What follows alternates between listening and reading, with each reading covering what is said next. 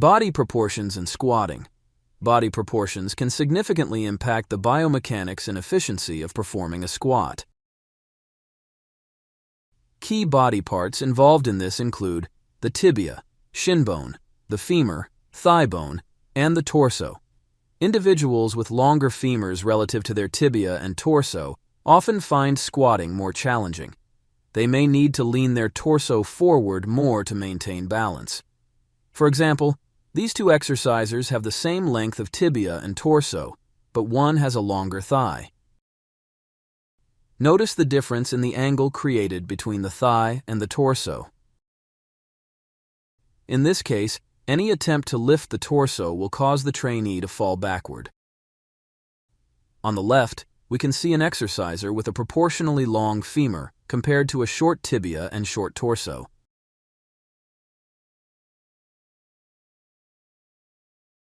Those with proportionally shorter femurs or long tibia tend to keep their torso more upright during squatting. A short femur is less than 25% of the total height. This trainee has a relatively long tibia compared to the femur, so she can keep her torso upright.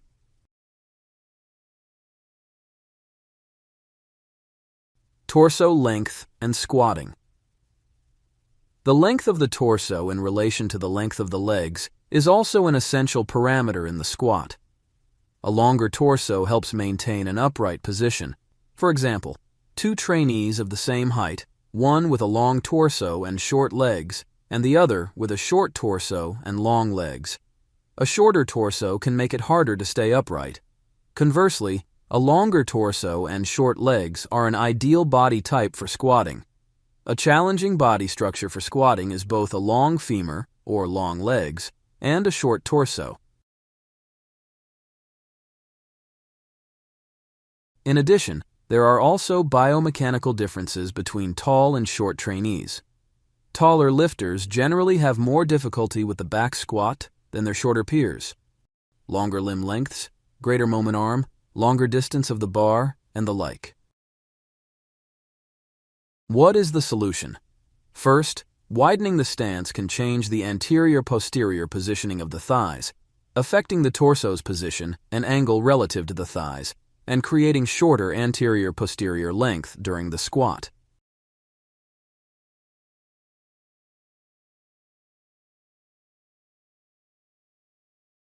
Another solution is heel elevation. Wearing weightlifting shoes with an elevated heel or placing small plates under the heels can improve squat depth and balance, particularly for individuals with limited ankle mobility or longer femurs. Another option is to shift the weight forward, such as in the front squat, allowing the trainee to maintain a more upright position. In the longer term, it is desirable to work on the mobility of the ankle joint that will allow the knees to slide forward without lifting the heels. In conclusion, the body's structure affects the ability to perform squats. Exercisers with a long thigh and a short torso will experience greater difficulty in staying upright. Listen to your body and use a variation that suits it. Whether it is widening your stance, raising the heels, improving mobility, or performing variations such as a front squat or goblet squat and the like. In this example, we can observe the contrast in proportions. Both are almost the same height, but the lengths of the femur and the torso are substantially different. A long femur and a short torso cause the trainee to lean forward. A short femur relative to a long tibia and a long torso facilitates a deep squat.